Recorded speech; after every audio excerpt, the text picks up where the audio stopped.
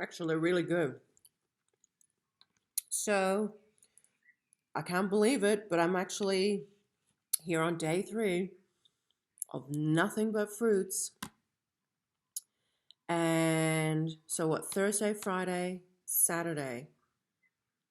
Yeah, started Thursday. And even yesterday, I know I said on the first video that I was going to finish the milk off and have coffee. I actually didn't do that yesterday. I've had really broken sleep, really restless sleep. So the actual first day that I started, I had bread before I went to bed, like I said. I think I said that, and had the worst sleep. And then the next night, because I was overtired, um, and then transitioned straight to 100% fruit. Oh my gosh, like I always have very broken sleep for the first week. And if I've had 3 or 4 days of really bad sleep, I don't suffer. Like I will take sleeping pills to get me through because obviously we still have to function. And I know, maybe fruitarian purists and things like that will say, oh my gosh, what are you doing? You're completely defeating the purpose. Well, no, actually, I'm looking at a long-term consistent thing here. And if that means, I have to take Panadol, sleeping pills in the first phase of this, then I will because I'm not going to suffer. We've got lives to live, and it's a vicious cycle for me. If I don't get good sleep, it just, makes everything, in that next day or in everything in general is just that much worse. You know what it's like. I mean, nobody can function with no sleep. So even though I took a couple of sleeping pills on Thursday night, I still did not have good sleep. So I don't even, when you are so tired, like I'm pretty sure I slept maybe only like 3 or 4 hours. I still didn't sleep. Um, but anyway, last night, so I was tired yesterday. And last night, about 4 o'clock, the detox was starting to kick in, that coffee detox, because I thought yesterday morning, I thought, you know what? No, I'm not gonna have coffee. I'm gonna knock this on the head straight away. Well, by 4 o'clock, I was actually not feeling too bad, even though I had pretty broken sleep. The good thing about the fruit diet is that you need less sleep anyway. Like you're so used to being sedated with all this food, cooked food, meats, dairies, fish, whatever you eat, rice, bread. As soon as you go to fruit, you are literally going to be sleeping less anyway. Um, but last night around 4 o'clock, I started getting real sharp, painful, like a migraine coming on. I thought, oh my goodness, here we go. I've had no sleep. I'm getting this migraine, and I was just, oh my gosh, I was just hoping. So I was planning to take some more sleeping pills. And then I ended up having some Panadol about 4:30 yesterday to get on top of this migraine because if any of you have ever suffered from migraines before, like I have, you'll know like they are torturous and they are like the most debilitating thing ever.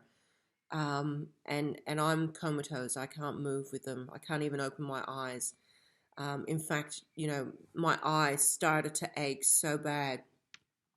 And I was talking to my mother. I said, "Oh my gosh, feeling like the caffeine withdrawals are kicking in already." Even though I'm drinking decaf, this is a thing. I have been drinking decaf for like a year now. Doesn't matter. Like there must just still, obviously, there is still caffeine um, in coffee. And I drink it every single day consistently. Couldn't the day didn't feel right without it. Like if I didn't have something. So anyway, about 4:30 yesterday afternoon, lying on the bed talking to my mum, and I just said I've got to take some Panadol. And because I was actually going to, instead of taking sleeping pills, um, someone had recommended taking Phenergan. So I went up to the local chemist doctor surgery thing to get some. just because, sleeping pills, opiates, no good. Not that I've ever taken them for long term, but I have certainly taken them um, over the last few years when I have had sporadic bursts of restless sleep. In fact, a couple of years ago, when I did the 49 days of juice, like juice and fruit, in the beginning of that, I needed to have sleeping pills because I actually had a lot of stress going on in my life, my grandmother dying, not having my own house. So I had this um, low level anxiety of just my mind working, and it would keep me awake at night. It would keep me awake. And then, of course, the next day it's worse. So it was a vicious cycle. And so, in the beginning of starting the fruit thing, again, similar symptoms, although not anxious. Like, I don't have that anxiety. That was like stress related. So, just feeling the pressure of so many things changing in my life. So I will take, maybe for the first few days, sleeping pills to reset that circadian rhythm. And then it's fine, like I'll take a couple, maybe the next night I might have one, the next night after that I might have half, and then I'm done. But last night, um, so I was going to take some Phenergan, but I said to my mother, I said, I don't think I've ever had Phenergan. She said, "Yeah, you have when we've been a kid, but so I don't know how I react because I already react to things like quinine, and that's anaphylactic." And I just thought, oh, I don't know if enough I want to take Phenergan because I don't know how I'm going to react. So I thought, oh, I'll just take some sleeping pills. And as it was about 7:30, 8 o'clock. I'm really tired. Really feeling it. The headache, thank God. The Panadol kicked in, and I really only had aching eyeballs, so I didn't have the real sharp razor cutting pain that I would usually have. And I was lying there and I thought, you know what? I'm just, I've had the Panadol. I'm just going to go to sleep without the sleeping pills. And I didn't have them. I went to sleep, no problem. And I woke up. There was some party going on, like over the range, over you know across the other side of where I live, like on the other side of town. Maybe I think it was like 1:45 in the morning. I woke up, and I woke up with like the Panadol had worn off, and I was feeling really, really achy and sore in the front of the face. And I just thought, oh my gosh, I've got to take more Panadol. So by that time, I think Panadol you take like between 4 to 6 hours. Took two more of those, and within a half an hour I was back to sleep and slept until maybe 5:45 this morning. So I have had good sleep and feel so much better. But still, I am sore. Not as sore as what I was at midnight, but I'm sore in the front of the face. So if you are looking at embarking something like this, you've got to be prepared for that detox. And I always know that detox for me is coming, and it's hard and it hurts. It's painful. A lot of people think, this is their journey to purity, that they're not going to take anything. And of course, it's encouraged not to let your body naturally go through it. But I know myself, I am not going to lay there and suffer and just be in so much pain that I cannot sleep again. I'm not going to do that. I'm looking at long term consistency. So, in the first few weeks, it's just getting over the hurdle of transition. And eventually, you're going to get over that withdrawal, and, the days are going to be so much more beautiful, peaceful, and consistent. And so I look forward to that because I'm looking long term. This isn't going to be a fix for me. And although I very much could have had a coffee this morning, instead I'm having homegrown mandarins from my parents' house, which are delicious. So, like eventually I was going to be coming to this point anyway. And so even though I've still got the milk in the fridge, I figured just get on with it. Just get over this hurdle. And I really, really, really want to do this long term. I do have a bit of an incentive. I've got a big event I've told you guys about, or at least some of you on my Patreon that I've organized where there's, hundreds and hundreds of people, big rock concert happening in about 50 days. So, I want to look good. I want to, fit into clothes that I have. I will because they already fit me. But, I want to feel nice. I want to feel active. I don't want to have sore joints. I'm the organizer. I'm the one that created this. So it's all on me. We've got politicians coming, hundreds of people, like big stalls. Like it's a huge deal. Like it's cost $65,000 to put this on. I'm never doing this again, by the way, because it's too much work and too much financial pressure. Something, I don't care about money, but hey, if you're organizing a big event, you've got to pay your vendors. You got to pay people. So that's been a stress, and not a big stress, but a stress enough to pay everyone. And although we are like on a fine line of just meeting that target, um, I don't want to be put in that position again. So anyway, I want to look good. I've got a nice little dress. And I want to feel, healthy. But there's going to be all this beautiful cooked food at this event. No fruit, no nothing like that. So I don't want to slip up. And because I'm busy and on the run, I want to make sure I've got either a nice smoothie or I will come home for 5 or 10 minutes and make myself a smoothie, like a mango and orange smoothie. That's what I've been having a lot. And go back and then do my work for this party because, I'm going to be busy that whole night. Um, so, yeah, here we are. 50 days out from that and 3 days in with fruit. And I had been trying to, transition and do this from like day 70 out from this event. And I couldn't do it. Like I was just way too comfortable. But I was really feeling it in my body. I've gained, quite a bit of weight. But and I've always said it's not just about the weight. It'd be me sitting down on the floor and wanting to cross my legs and feeling the pain in my joints. Not pain, but real stiffness. There's that condition that you have on the heels. Is it like facilitate? I can never say it right. I don't even know what it's called properly, but facilitatus planatus. I don't know what it is. Faciliatus planatia. It's like when you get the sore heels, like, and it's in the bone. It's so painful. What else? And just being fat, like literally. Let's just say it how it is. Just carrying weight. It hurts. Like it's just you feel it. You breathe heavier, like having a stomach. Even though I've always, carried weight quite well, and I've always been, healthy, I don't want to be this bigger 41-year-old, like, carrying all this weight. And I've had knee issues again because when you get a certain size, it's strain on your joints. And I dislocated my knee back in 2010, was it?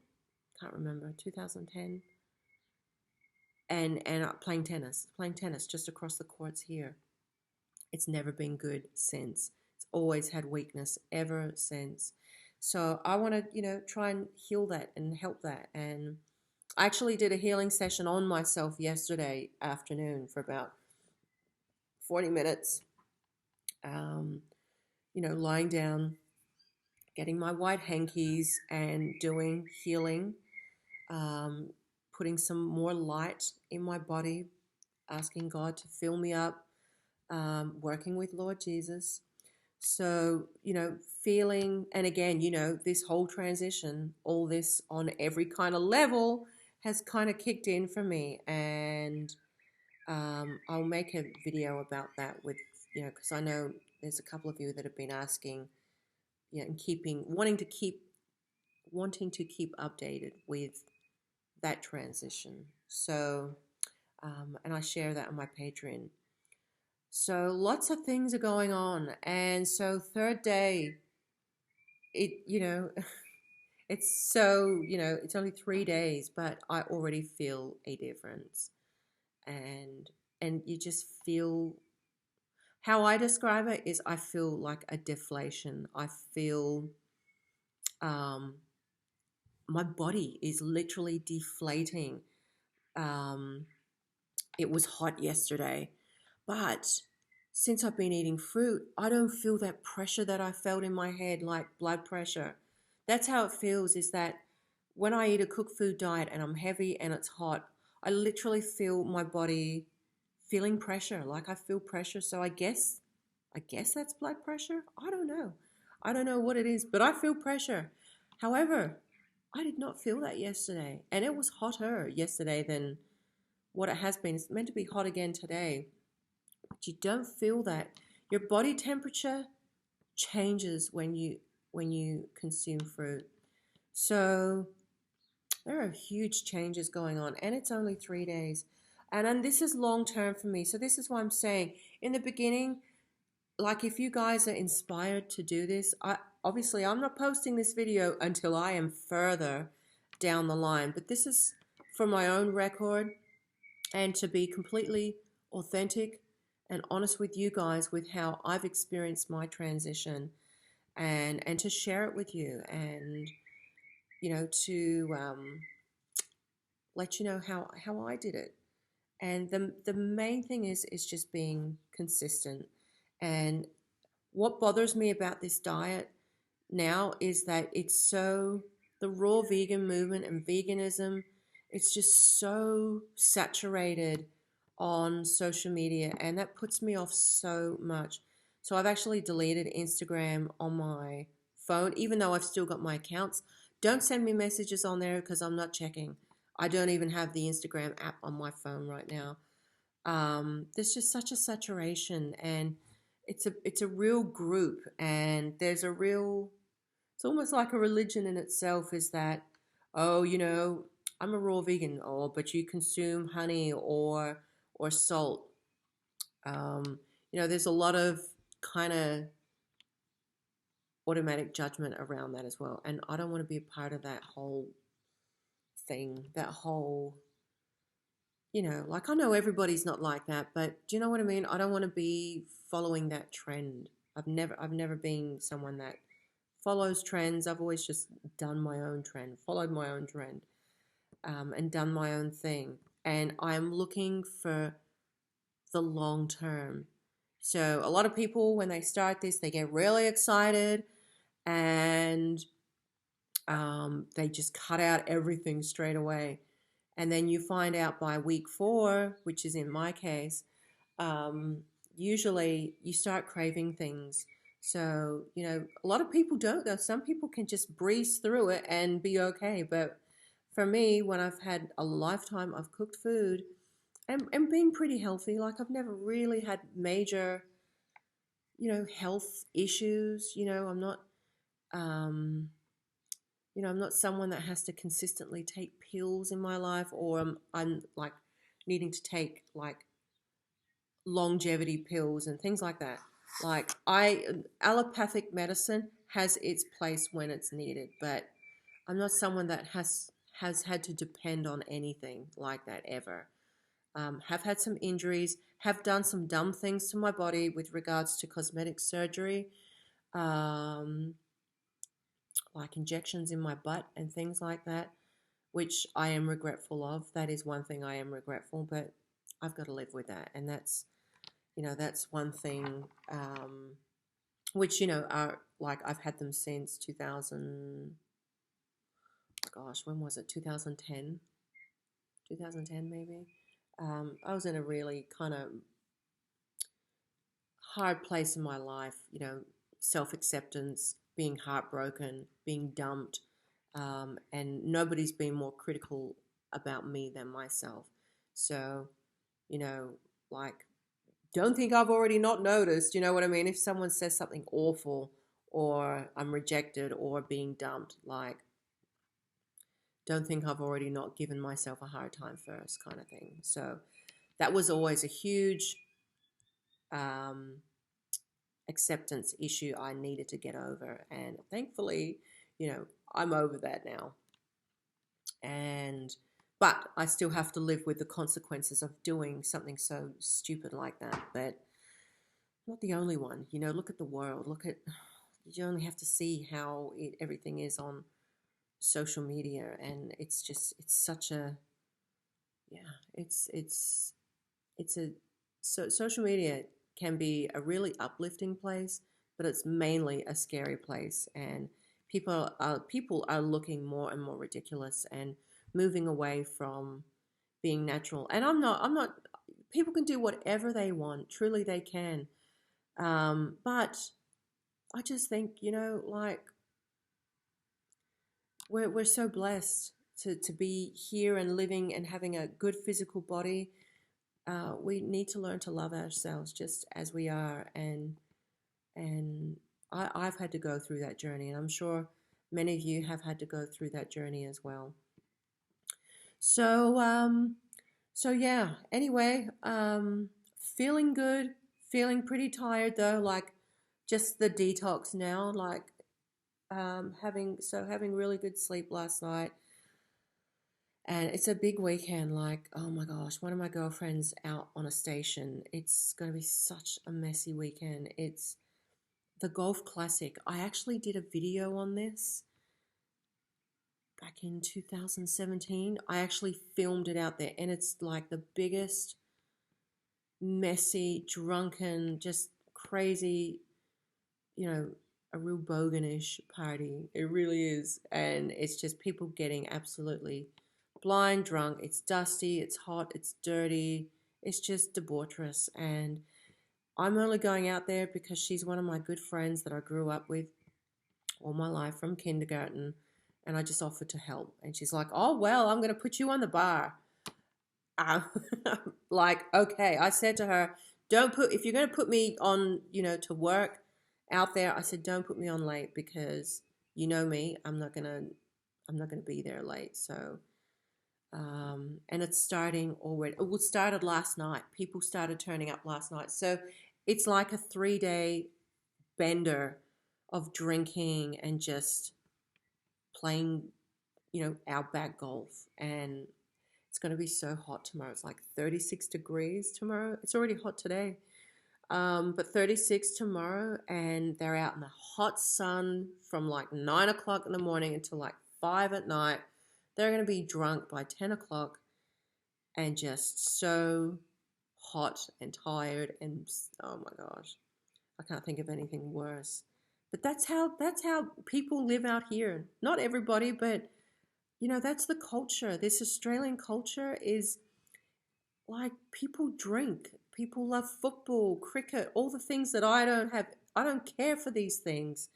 So, I'm definitely a rogue element here, but there are also rogue elements around me. There are some people that have no interest in that kind of lifestyle, which is great.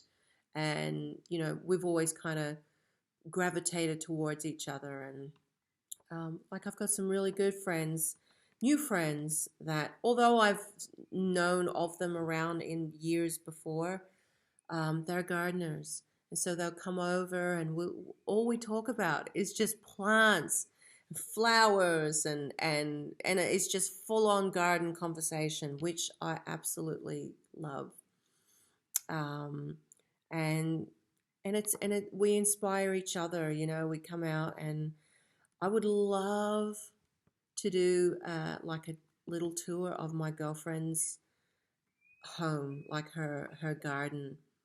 I'm telling you, people of Earth, it's like a different realm. I don't think though. I've always been too shy to ask her, because that's her private sacred space. She is not on social media at all. Never has been. Not even like a Facebook account ever. She's just not interested. But her garden, wow, it's like one of those. Oh my gosh, it's incredible. It's hard to say. Like, what she has created is a realm, literally a conditioned space where you feel like you are somewhere else. She's really conditioned that energy and that space at her place, and it's just unbelievable. Truly, it is just unbelievable. But she comes over, you know, every now and then, has a nice cup of tea of rose petal and lavender, and then we just spend like an hour or two out in the garden, just walking around, and she's just so inspired by what I've done. She knows me, like, I've always been very garden mad and garden plant orientated, and so she's inspired by what I've done with my place so far and how it's coming together and the plants we talk about and the native bees. So not only is there honeybees at my place now, but native bees, these blue bees. Oh my gosh. And the only thing they really love to are attracted to is blue flowering plants. What they absolutely have gone mad for, that I've actually shown on my Instagram recently, is borage. It's an edible flower. The bees, the native bees, the blue bees, they love it. And they usually only come out at around sunset or early in the day, because if it's too hot for them, they won't come out. So I just love, if you follow me on my Elnor Gardens, I've slow mode the video, and they are the most beautiful things to watch, wobbling their little bums, and they move so quick. I'm just so fascinated by them. So there are, people like that around my area, and there's also another man that's created just the most utopic little space and garden, and he'll come over, but he's always telling me, "Come on, come out, come out," and I'm like, me, I will, but I just get so caught up in my own garden that I just lose track of time.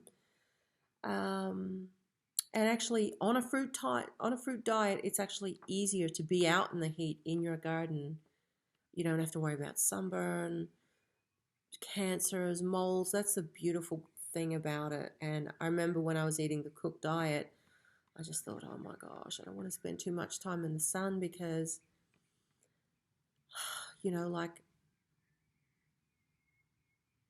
I'm sorry, I'm only looking because I'm just hoping a bird isn't in a bucket of water that I've just put out. You have to be concerned about all these things because you're eating cooked food and you're out in the sun. I'm covered in freckles. I had a mole burnt off my leg, which is like in the last 2 days dropped off. It's like completely dropped off. I mean, eventually it was going to come off anyway, but all these magical things start to happen, and I've never given myself a chance enough because I haven't, stood the test of time with the fruit diet enough to see the bodily changes for me. I've got some nagging little things that bother me. I've got this lump in my bum, like from when I did all those injections. I've had, I don't know if it's scar tissue or like a mass, like a tumor mass. I've never been game enough to get it checked out because, doctors are going to be like, oh, we need to do a biopsy and cut it out and whatever. I want to give that a chance to heal. I want to heal my knee.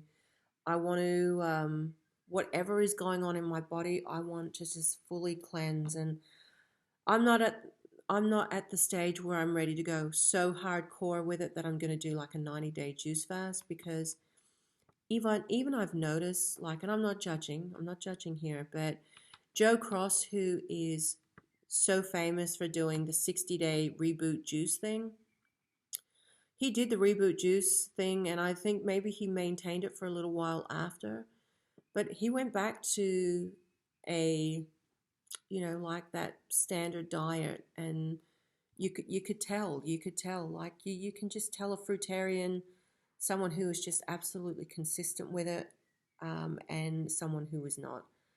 And he went back to old habits because it's hard.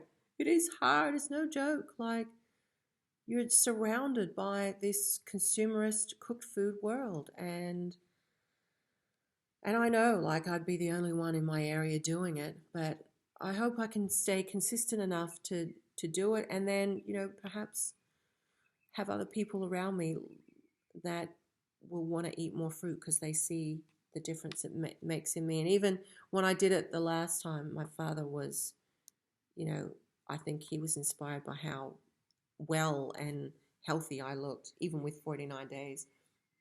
So, you know, that's where I'm at right now. So, yeah, this weekend, it's going to be, I'm not staying out there late.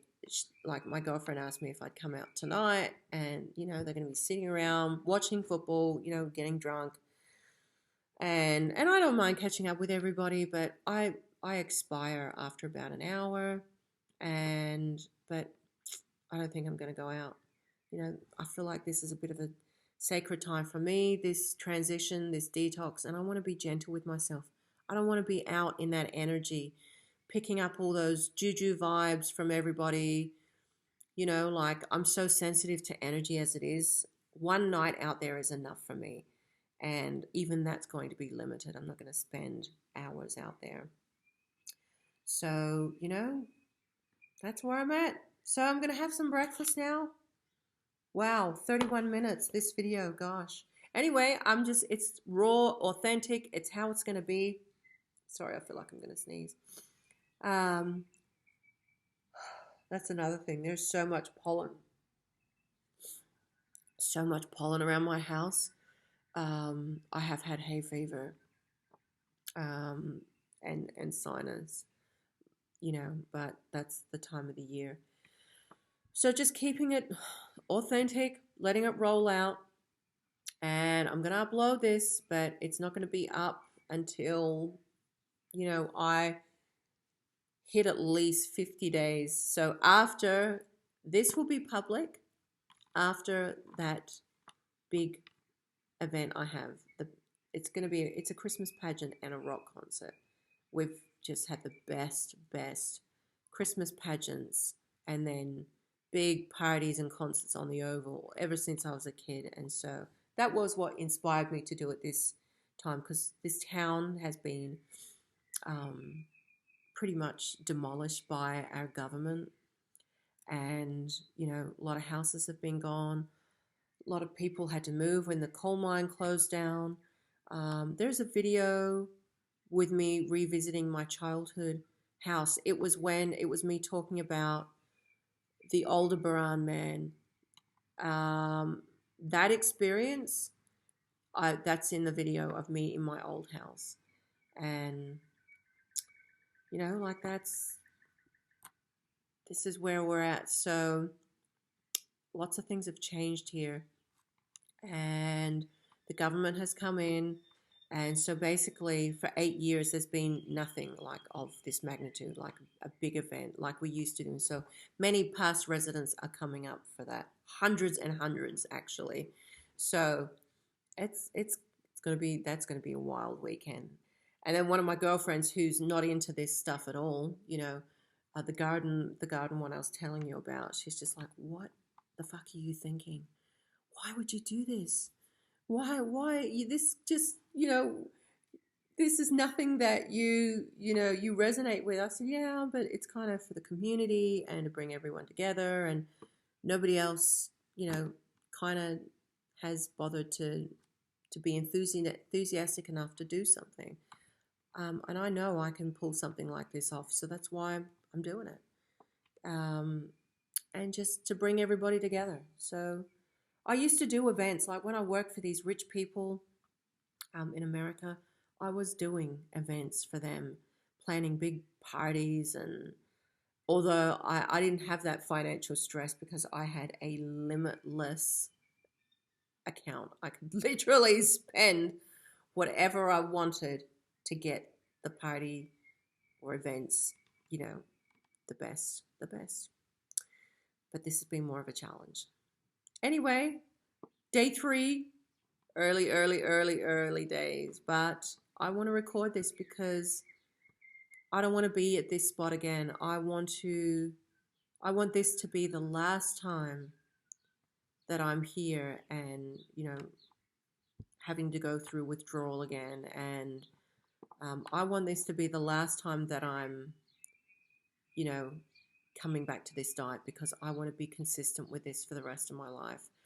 I know it's a tall order because I know myself, but I want to love myself so hard and be in love with myself so much that I would do this for myself and my body. So I I don't want to be slack with this. I don't want to get lazy, complacent, and not take care of myself as I get older. So, I hope you have enjoyed this video. Just, very kind of authentic, and we'll see where I'm at in a few days. I'll come back and let you know how things are going. Love you guys.